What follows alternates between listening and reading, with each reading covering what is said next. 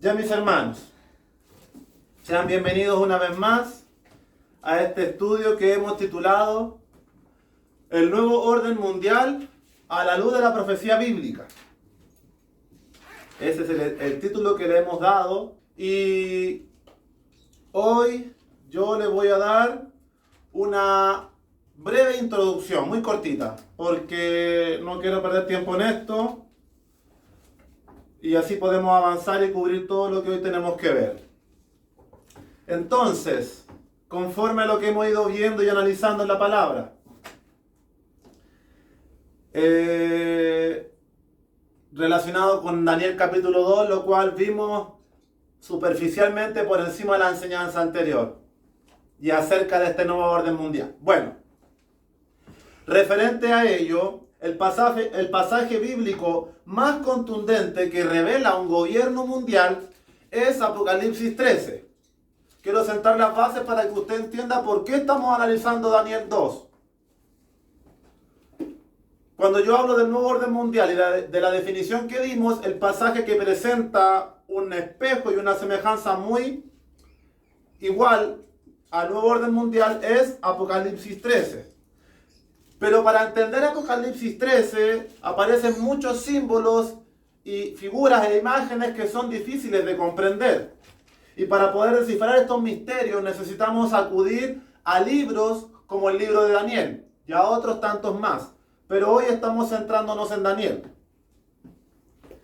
Dado que la Biblia es un libro sellado para el hombre natural y debe ser comprendido y revelado por medio del Espíritu, necesitamos reunir antecedentes y evidencias para descifrar ciertos símbolos y esquemas que nos presenta la Escritura. Gran parte de ello se encuentra en el libro de Daniel. Y por esto necesitamos comenzar a reunir los antecedentes que nos hagan entender Apocalipsis 13. Es por esto que hemos comenzado a escudriñar Daniel capítulo 2. Ahí está el motivo, amén. El motivo por el cual estamos estudiando este sueño. Que uno podría decir, ¿por qué este sueño?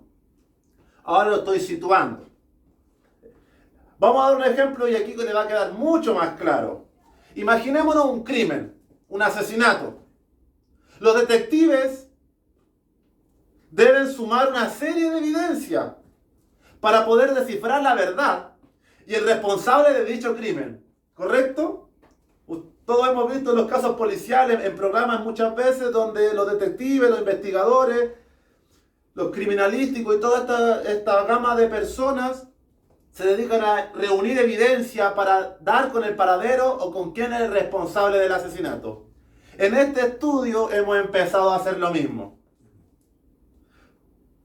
Con este caso que representa el último gobierno mundial, el nuevo orden mundial, Daniel 2 representa una evidencia o una verdad. Pero luego debemos acudir a otros capítulos y a otros libros para sumar una cantidad de evidencia que nos haga descifrar el caso completo. Daniel 2 entonces nos va a presentar por medio de esta revelación y este estudio una pieza del rompecabezas, una verdad de este crimen, ejemplificándolo con esto, acerca del nuevo orden mundial. Debemos, la siguiente enseñanza, ir agregando evidencia para que tengamos la plenitud de la revelación de lo que Dios nos quiere entregar a través de este estudio. ¿Ya? Así que para terminar esta breve introducción, la semana pasada sumamos la información esencial del capítulo y hoy podemos atacar los puntos exactos que nos van a dar más comprensión. La semana pasada entendimos el contexto, vimos todo este asunto y ahora vamos a tener una mayor comprensión de este capítulo 2 de Daniel. Y en este instante, en esta hora, ya habiéndole dado esa explicación, lo que vamos a hacer ahora es, vamos a tener un momento de conocimiento general. Porque cada predicación y cada enseñanza hemos hecho un momento y una pausa de conocimiento general.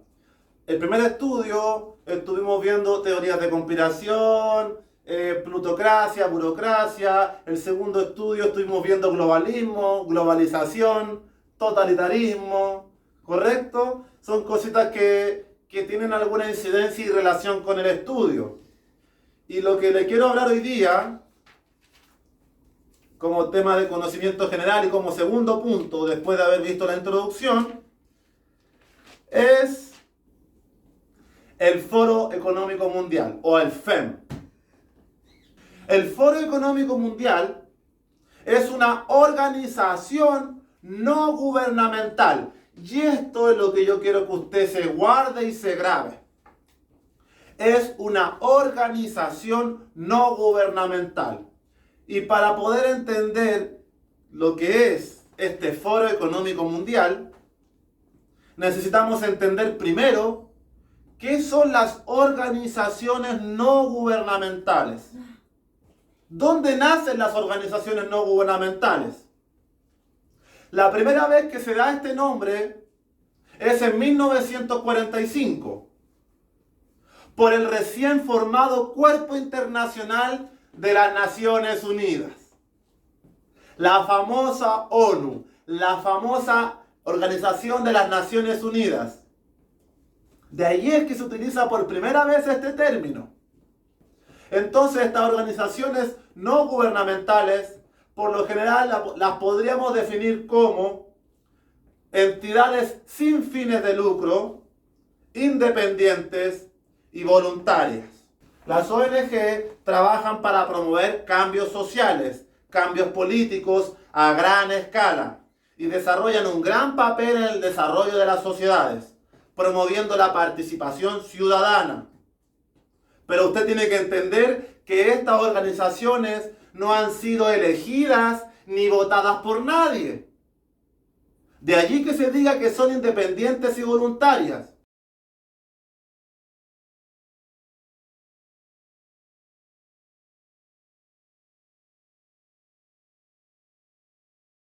Le voy a dar un ejemplo de ONG.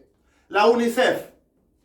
La UNICEF es una organización no gubernamental que nace con el afán y con el deseo de proteger la salud y el cuidado de los niños. Greenpeace es la organización que defiende la naturaleza y nace con el deseo de cuidar el planeta Tierra. ¿Correcto? La OMS es la organización no gubernamental que nace para velar por el orden de la salud pública mundial.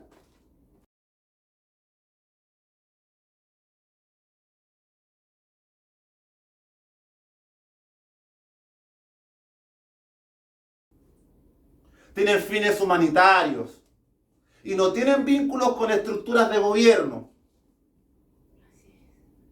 Por eso no persiguen fines de lucro. De ahí sale la filantropía, estas personas que crean ONGs con la ayuda de vamos a ayudar a las embarazadas, vamos a ayudar a los niños pobres, vamos a ayudar a los niños que mueren de hambre y vamos a implementar alianzas de vacunaciones mundiales para proteger, etc. Esas son las ONG.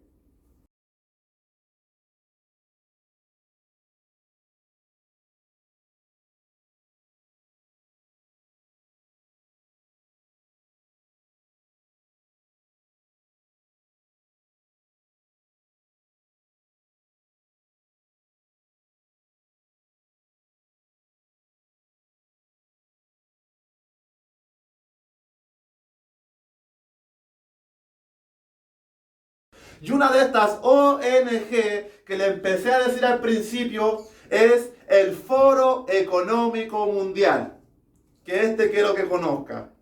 El Foro Económico Mundial es una organización que se origina en Suiza y se le conoce como el Foro de Davos, porque nace en Davos, Suiza.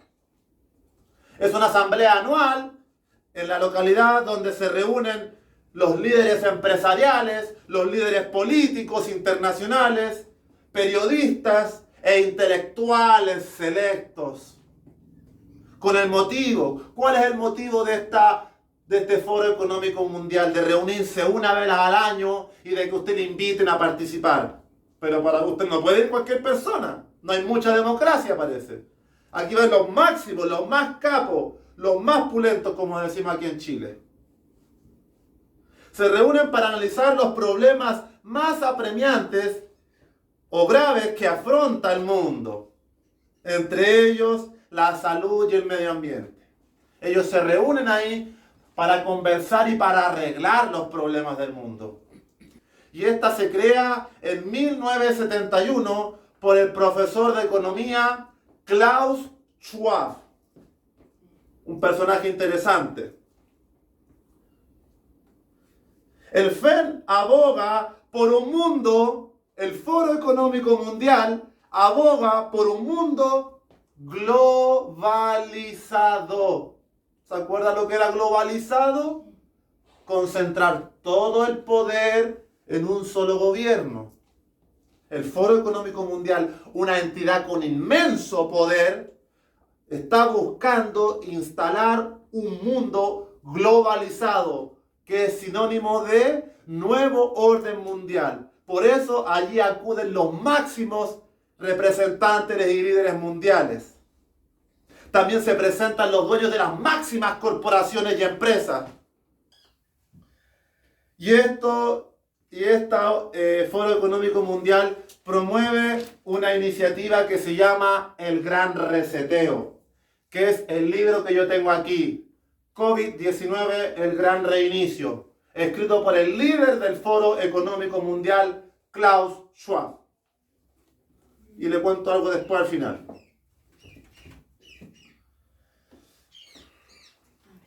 Este foro no está ligado a intereses políticos, no tiene un partido de izquierda ni de derecha, porque aquí van todos, no me importa si eres comunista, socialista, demócrata, si eres una persona de poder, tienes que estar aquí.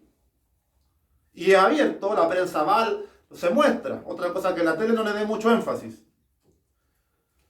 Y es interesante, mi hermano, porque el Foro Económico Mundial tiene el carácter de veedor de la ONU. Usted sabe que es la ONU, es el mundo, la ONU es el mundo. Y su compromiso es mejorar la situación actual del mundo. El Foro Económico Mundial, donde se reúnen todos estos poderes mundiales, tienen una intención: mejorar la situación actual del mundo. Llevan no sé cuántas décadas haciéndolo, hermano. ¿Ha mejorado el mundo? Se ha desarrollado tecnológicamente, hay ciertas cosas, pero el mayor problema del ser humano a la luz de la Escritura no se ha mejorado. Porque el único que puede mejorar esa condición es Cristo. Para cerrar esta introducción, este foro se financia. Yo le decía que las ONG son financiadas por externos que apoyan esto. ¿Quién financia el Foro Económico Mundial? Se financia con las contribuciones de 1000 empresas más o menos. 1000 empresas miembros. Más o menos, para que usted se haga una idea, una empresa típica que participa de este foro factura más de 5.000 millones de dólares de facturación. 5.000 millones de dólares de facturación. Eso es una infinidad de plata. ¿Qué empresas participan de este foro y facturan esa millonada? AstraZeneca, Amazon, la agencia de periodismo Bloomberg, Coca-Cola, Carrier, aire acondicionado Carrier, Enel, Google, H&M, Hyundai, Hitachi, Heineken, L'Oreal, Mastercard, Nestlé, Bayer, Pfizer, PepsiCo, Siemens, Telefónica, Unilever, Visa, Volkswagen, Volvo, Walmart, Western Union, etcétera, etcétera, etcétera, etcétera. Y puedo estar aquí diciéndole etcétera media hora. Las megacorporaciones mundiales financian el Foro Económico Mundial para mejorar la situación actual del mundo.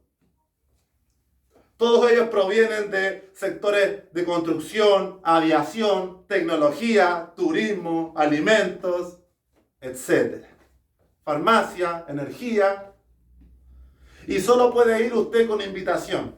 ahí no va. Usted puede ser presidente de Chile, pero si no está invitado, no va.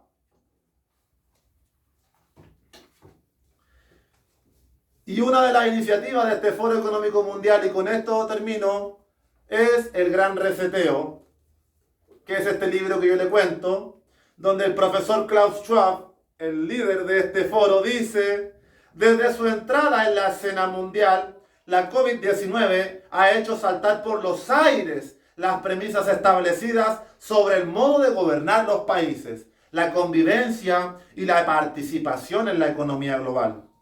COVID-19, el gran reinicio, es una guía para entender cómo ha podido el nuevo coronavirus causar tantos problemas y sufrimientos. ¿Y qué hace falta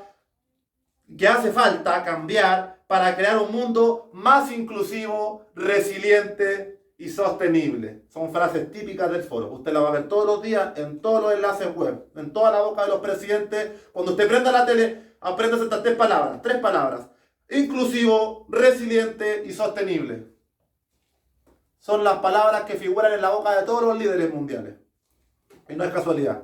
Este libro ofrece un análisis preocupante y aún así esperanzador. La COVID-19 ha provocado la mayor crisis de salud pública del siglo, ha generado una enorme devastación económica y ha empeorado las desigualdades que ya existen. Pero la fuerza del ser humano reside en su visión prospectiva, su ingenio y, al menos hasta cierto punto, su capacidad para tomar su destino en sus manos y proyectar un futuro mejor.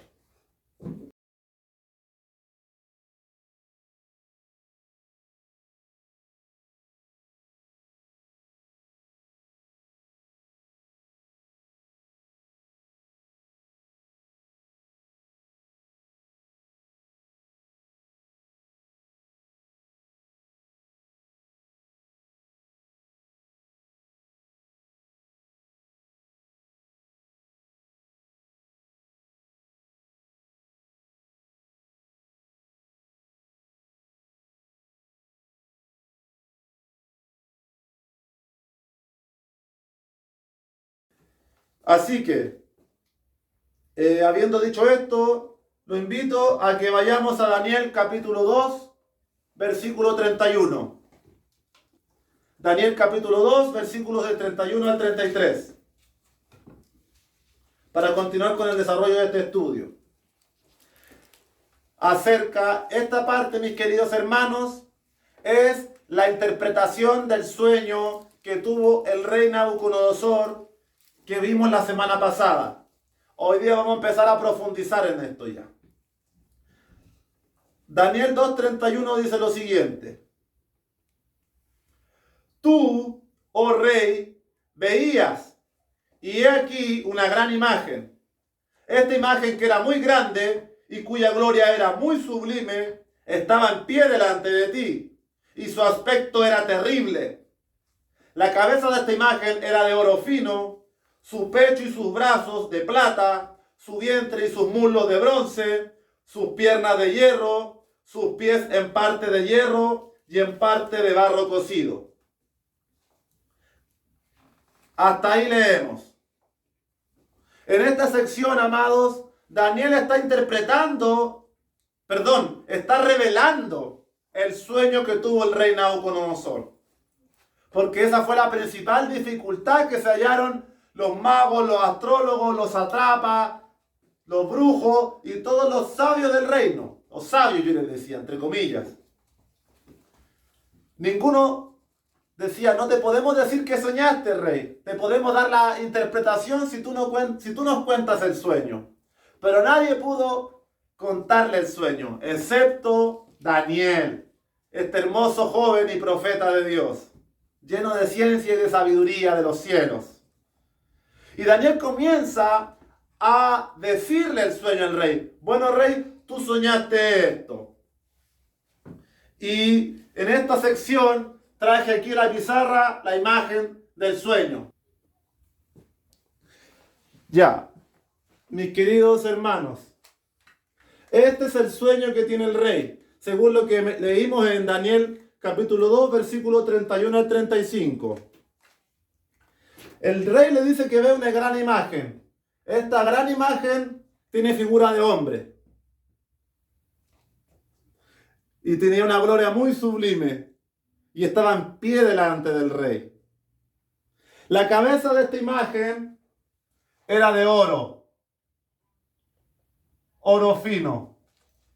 La cabeza de la imagen era de oro fino, como podemos leer en Daniel, versículo 32. Después nos dice que su pecho y sus brazos eran de plata.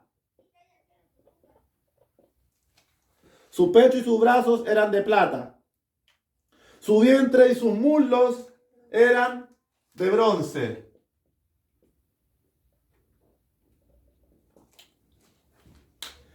Sus piernas eran de hierro. Y sus pies en parte de hierro y en parte de barro cocido, que eran como las partes bajas del pie. En parte de hierro y en parte de barro cocido. Hierro con barro cocido, arcilla.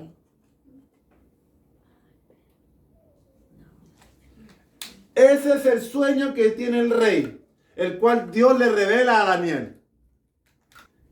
Si leemos Daniel capítulo 2, versículos 34 y 35, además de ver una estatua de hombre con diferentes composición de metales o de materiales, Daniel 2:34 no se queda ahí el sueño. Daniel termina de decirle cuál era el sueño.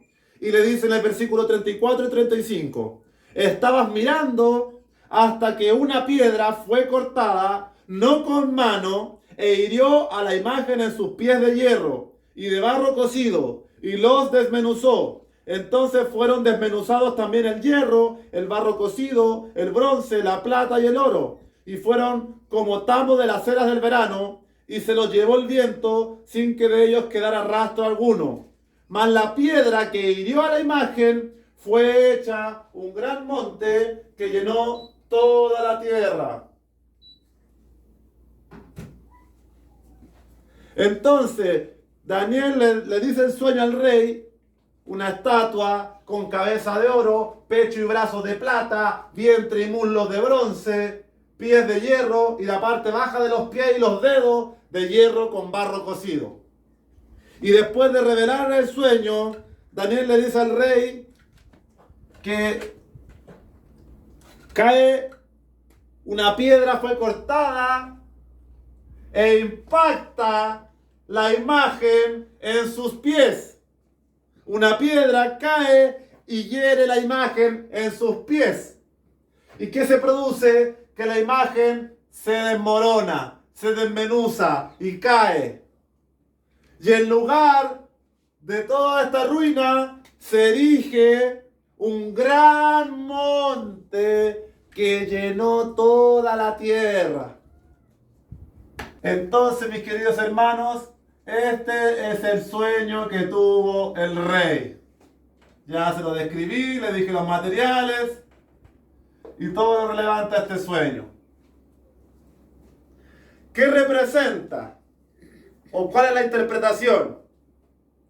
Esto lo vamos a hacer rápido, porque no es lo que queremos concentrarnos. Queremos llegar al punto que nos interesa, que tiene relación con el nuevo orden mundial, con el gobierno final. Entonces, la interpretación la vamos a leer en Daniel capítulo 2, versículos 36 al 45. Y vamos a leer del 36 al 43. Donde Daniel ya le dice el sueño y ahora le va a dar la interpretación al sueño. A esta imagen, cuya gloria era sublime, compuesta de diversos materiales y que una piedra la golpea en los pies. Dice así Daniel 2:36. Este es el sueño. También la interpretación de él diremos en presencia del rey. Tú, oh rey, eres rey de reyes, porque el Dios del cielo te ha dado reino, poder, fuerza y majestad. Y donde quiera que habitan hijos de hombres, bestias del campo y aves del cielo, Él los ha entregado en tu mano y te ha dado el dominio sobre todo. Tú eres aquella cabeza de oro. Esto no presta lugar a especulaciones. La Biblia es clara. La cabeza de oro es Babilonia, el imperio que dirigía el rey Nabucodonosor. Entonces, oro fino, Babilonia, la cabeza, ¿correcto? Año 612 y 539 antes de Cristo. Listo. Estamos en el versículo 38 y continuamos después con el 39. Y dice el versículo de Daniel 2:39, y después de ti se levantará otro reino inferior al tuyo. Después de ti se levantará otro reino inferior al tuyo. Ese reino, mis queridos hermanos, fue el imperio medo-persa. Los medos y los persas, que existió en el 539 hasta el 331. Son imperios que ejercieron gran dominio y gran poder en el territorio de Europa, de Medio Oriente, de África y de parte de Asia. En toda esa zona concentraron su poder y su hegemonía. ¿Ya? Luego, en el versículo 39, continuamos leyendo, y luego un tercer reino de bronce, el cual dominará sobre toda la tierra. Ese imperio es el imperio griego, con el famoso Alejandro Magno. Y este existe en el 331 y el 168. Todo esto antes de la manifestación de Cristo. Por eso es antes de Cristo. Versículo 40. Y el cuarto reino será fuerte como hierro, y como el hierro desmenuza y rompe todas las cosas, desmenuzará y quebrantará todo. Este hierro representa al gran imperio romano que existió en el 168 antes de Cristo. En este imperio es cuando viene el Mesías al mundo y continúa en el 476 después de Cristo.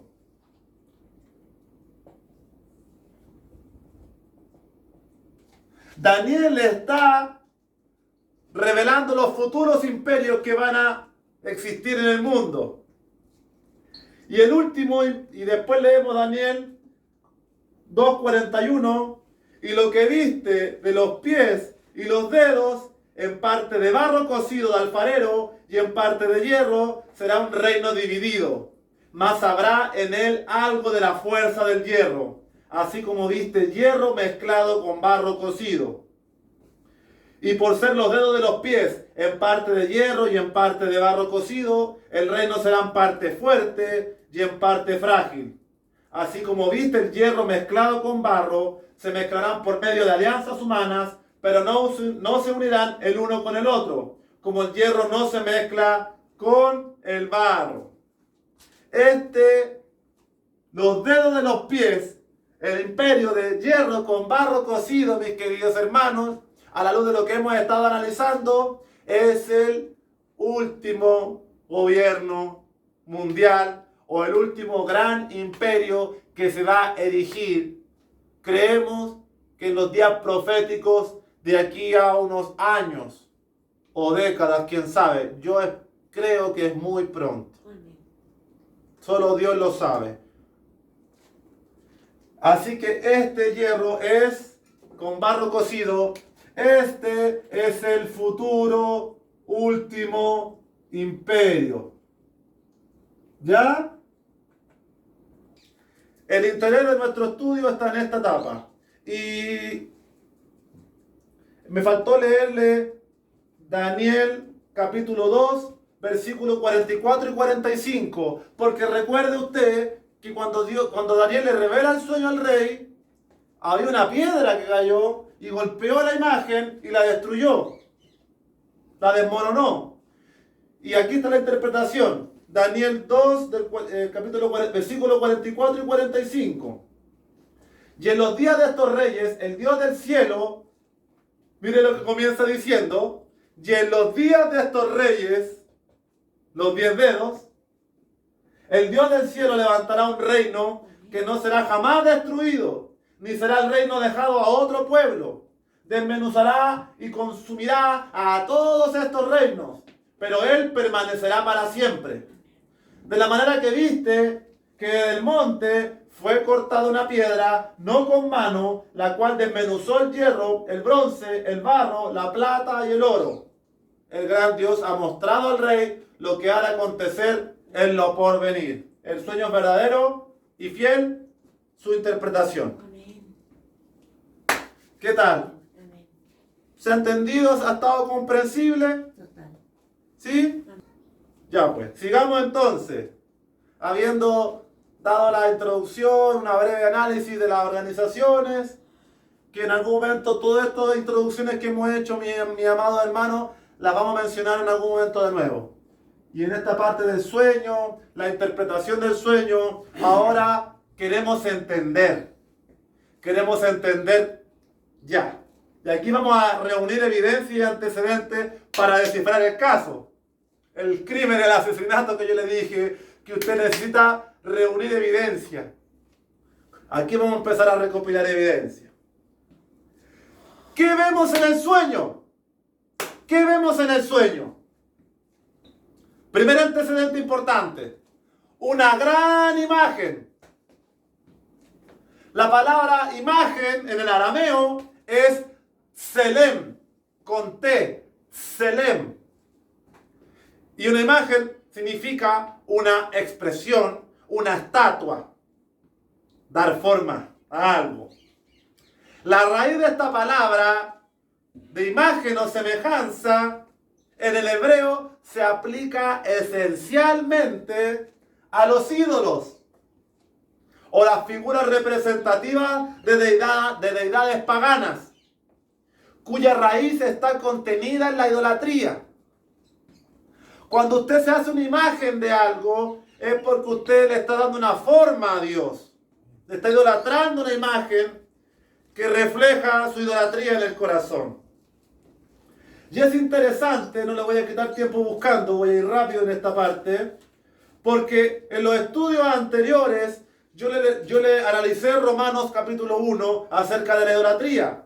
Y del versículo 21 al 23 de Romanos capítulo 1 dice: cuando el hombre rechaza a Dios, pues habiendo conocido a Dios, no le glorificaron como a Dios, ni le dieron gracias, sino que se envanecieron en sus razonamientos, y su necio corazón fue entenebrecido. Profesando ser sabios, se hicieron necios. Y mire lo que dice aquí: y cambiaron la gloria del Dios incorruptible, ¿en qué? En semejanza de imagen de hombre corruptible, de aves, de cuadrúpedos y de reptiles. El Dios que llena toda la plenitud de la tierra, el hombre, por su abandono y rechazo hacia él, se erige un Dios a sí mismo, una estatua, una imagen a la cual venerar y decir: este es mi Dios. Esta imagen representa al hombre exaltándose a Dios. Porque la imagen y la figura dan a entender una idolatría. Usted le está dando forma a algo que usted idolatra. ¿Y qué estoy idolatrando aquí? Al ser humano, a los gobiernos humanos. La palabra imagen en el griego, eikon, también hace alusión a una imagen o a una estatua. Y lo que esta palabra quiere decir es que es una representación en forma de espejo.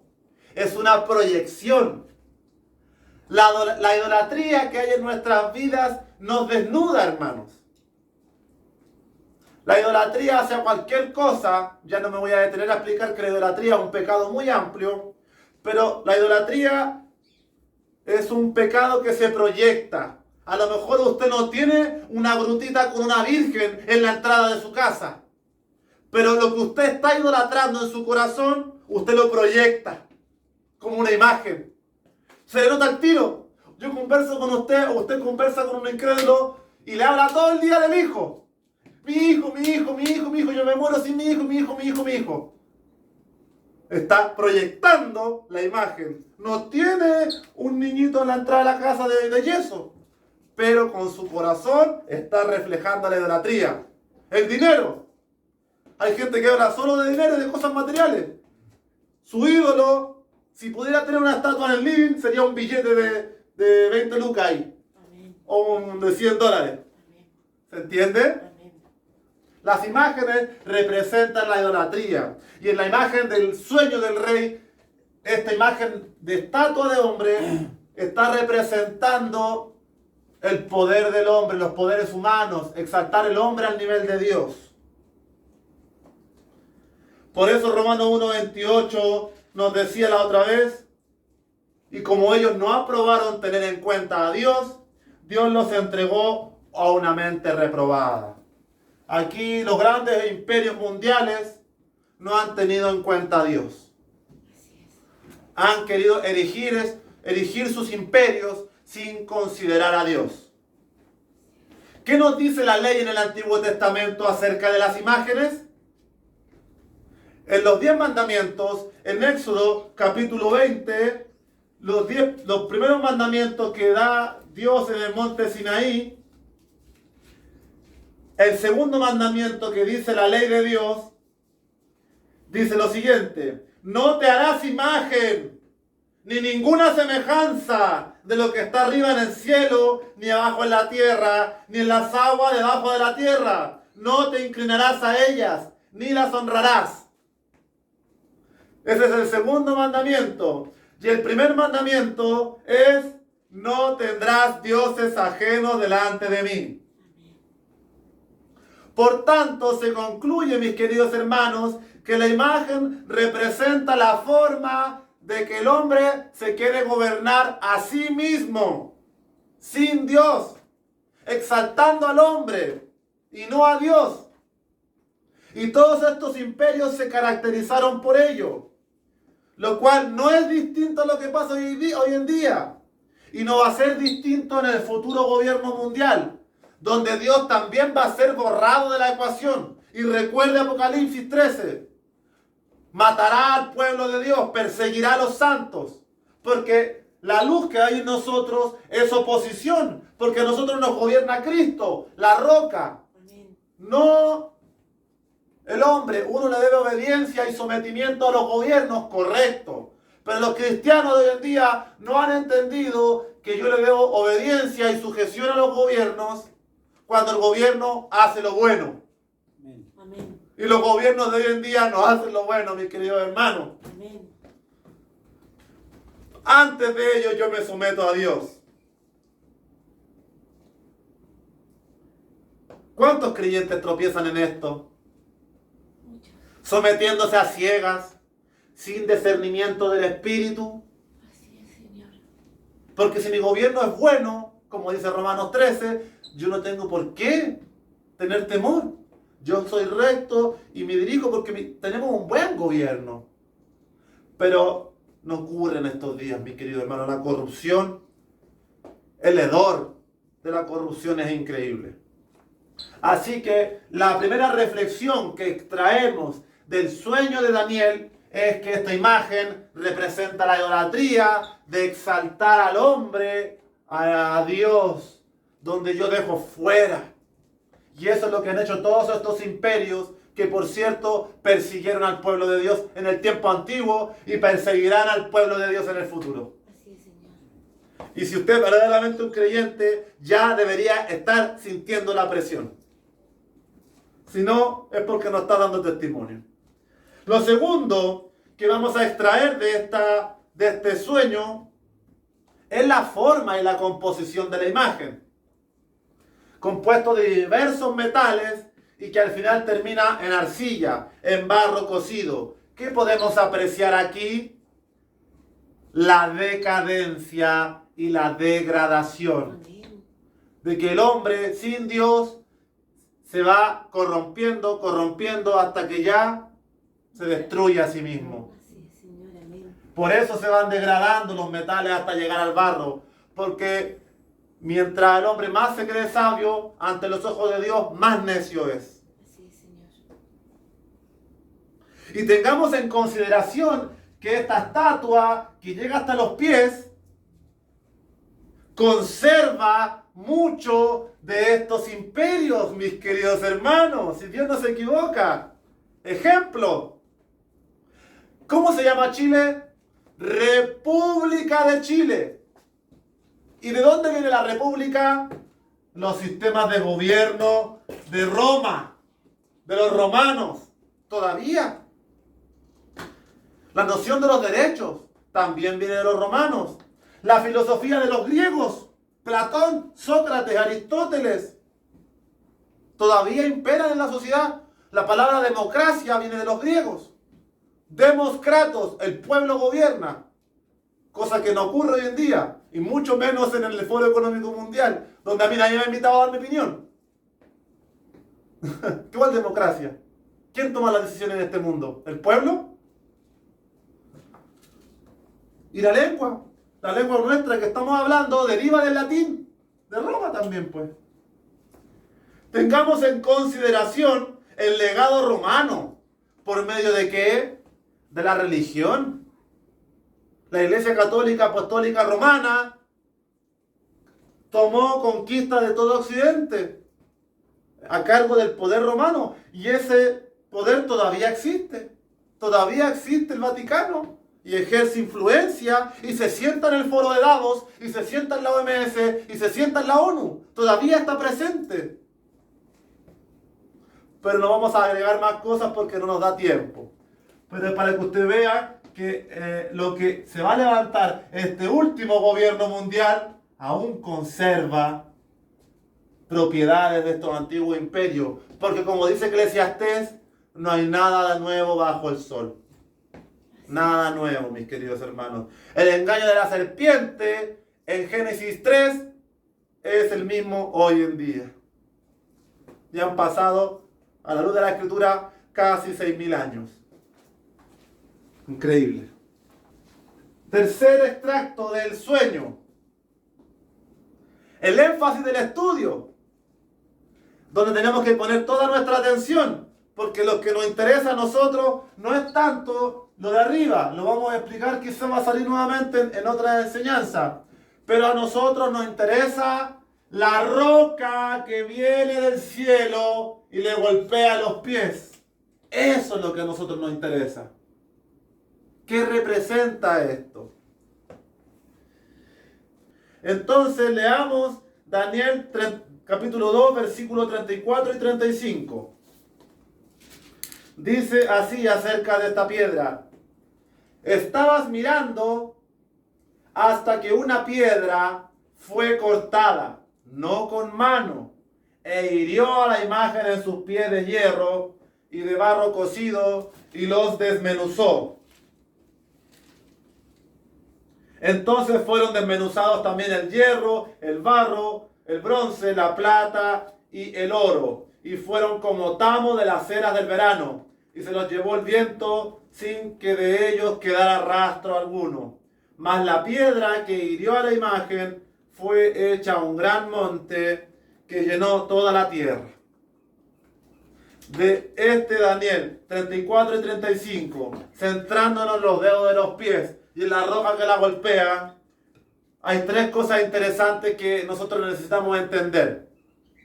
Lo primero es la piedra. ¿Quién es la piedra? ¿Qué representa la piedra? Lo segundo que necesitamos saber es dónde golpea la imagen, dónde la impacta. Y lo tercero que necesitamos saber es que después se erige un gran monte que llena toda la tierra. Y le voy a explicar hoy día la roca. Y la siguiente semana ya tenemos avanzado lo que hay que explicar, así que me va a aliviar la carga. Entonces Daniel dice, estabas mirando hasta que ¿qué aparece? Aquí se denota un gran giro, un gran cambio, hasta que una piedra fue cortada no con mano. Iba todo bien, el hombre se gobernaba a sí mismo, se entronaba y se elevaba a la posición de Dios, creyendo que el sabio, el ateo, el hombre que rechaza a Dios, se puede gobernar y puede establecer la paz mundial y la seguridad y todo lo que el hombre busca sin Dios. Falso. Porque lo único que va a solucionar los problemas de este mundo es la redención de Cristo y su reino para sus santos. Porque la paja tiene que ser separada del trigo para que esto funcione. Mientras haya paja en este mundo, el trigo va a seguir siendo corrompido y no va a funcionar. Porque Dios necesita purificar y redimir la perversión. Y nosotros creemos que vamos a redimir no porque seamos más bonitos ni buenas personas, sino porque hemos puesto la fe en aquella roca que representa a Jesucristo. Por tanto, la roca que viene al final de los días, en el último imperio y gobierno mundial, el nuevo orden mundial, va a ser Jesús en su aparición desde los cielos con gloria y potencia para derribar todo gobierno humano y establecer su reino. ¿Se va entendiendo el sueño o no? Porque Colosenses 1:15 dice que Jesucristo es la imagen del Dios invisible, el primogénito de toda creación. Él es la única imagen ante la cual nos postramos, pero no en forma de idolatría, no en forma de piedra ni de yeso, no en forma de pasión, sino de genuino amor. En el corazón, por el Espíritu. Se requiere que los administradores de los misterios de Dios sean hallados fieles y que amen al Señor. Amén. Gloria a Dios. Él es la imagen, no el hombre, no el poder del hombre, no el poder humano, no las ideologías y las filosofías de hoy. El Evangelio, la palabra de Jesús. Amén. Ese es nuestro fundamento. Gloria a Dios. ¿Quién es la roca? Primera de Pedro, capítulo 2, versículo 4. Y aquí nos dice lo siguiente. Acercándonos a Él, piedra viva, desechada ciertamente por los hombres, Amén. mas para Dios escogida y preciosa. ¿Se fija cómo el hombre rechaza a Cristo, siendo Él la roca, la principal piedra del ángulo? Te voy a explicar eso. Primera de Corintios 10:4 nos decía, cuando Israel navegaba por el desierto, saliendo de la esclavitud de Faraón, todos bebieron de la misma bebida espiritual, porque bebían de la roca espiritual que los seguía. Y la roca era Cristo. ¿Se fija cómo estamos interpretando todos estos misterios con la misma palabra? Voy a Corintios y encuentro aquí la pieza del puzzle. Mira, la roca era Cristo. Aún no venía al mundo, pero en el Antiguo Testamento ya existía el que tiene preeminencia, el que es antes de todas las cosas. Allí estaba con los judíos, con los hebreos, navegando por el desierto, caminando allí como columna de fuego, como roca.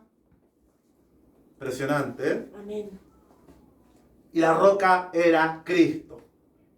Hay muchas apariciones en los salmos de David, donde David le dice, oh roca mía, castillo mío, fortaleza y refugio. Amén.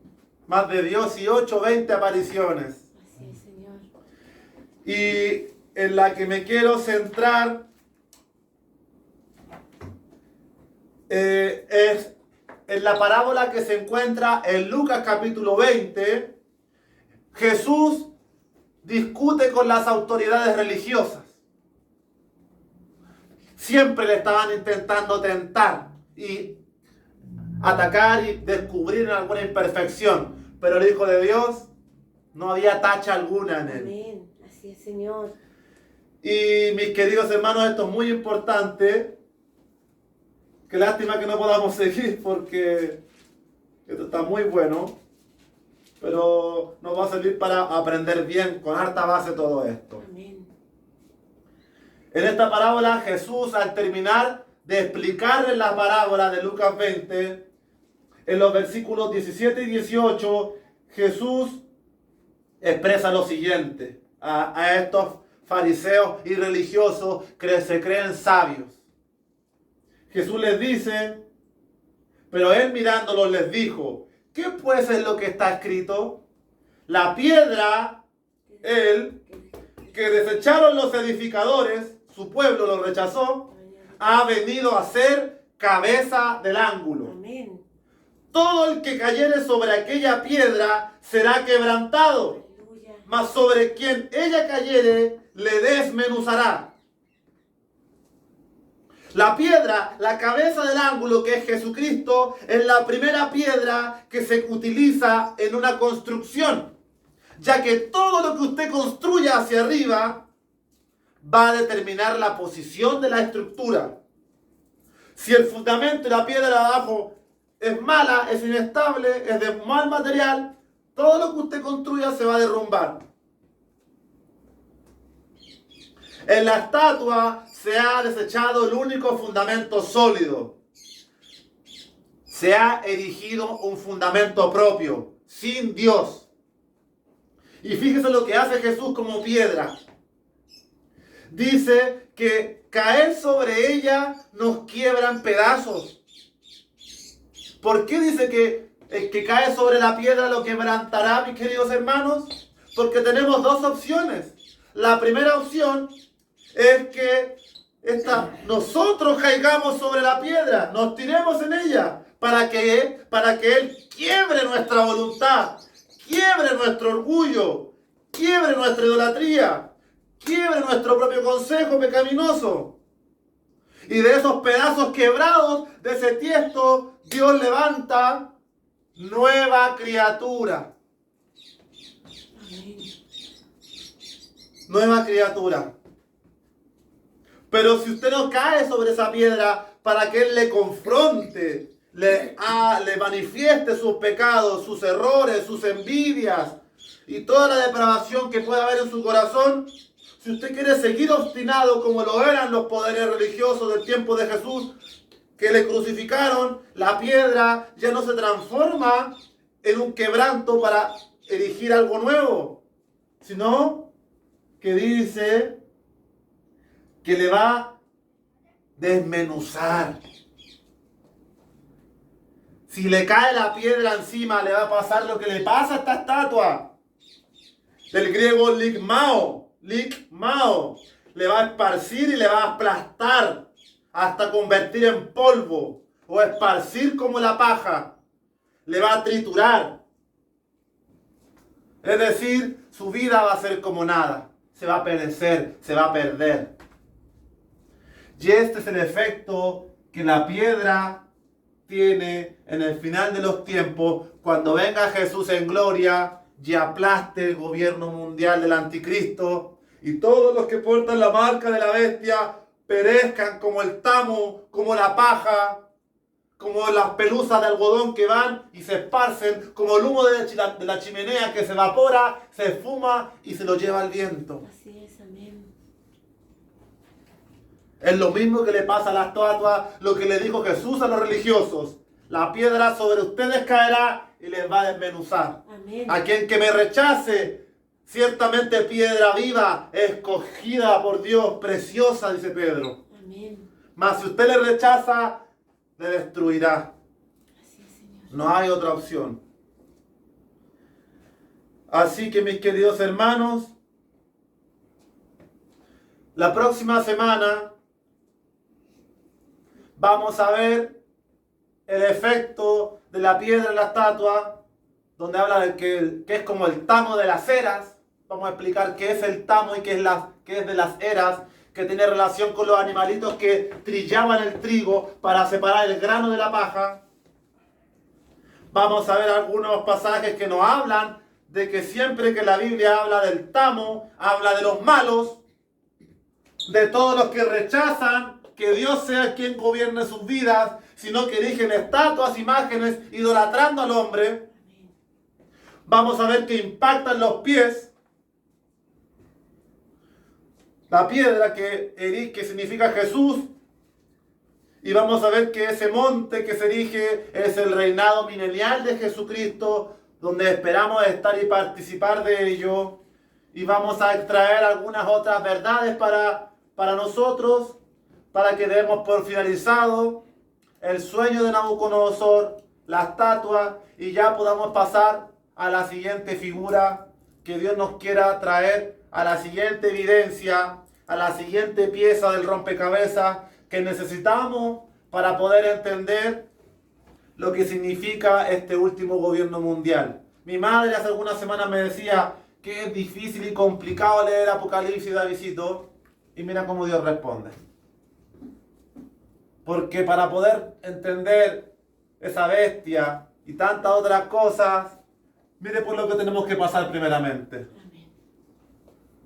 Le voy a adelantar algo. ¿Por qué tenemos que estudiar la parte de los pies y los dedos? Porque los dedos de sus pies son 10. Amén. Y la bestia de Apocalipsis dice que al final de los días, en el último gobierno mundial, se van a levantar 10 reyes. Amén. Y ya no lo representa como una estatua, lo representa como una bestia con 10 cuernos. Entonces Daniel nos está mostrando con una figura lo mismo que nos muestra la bestia.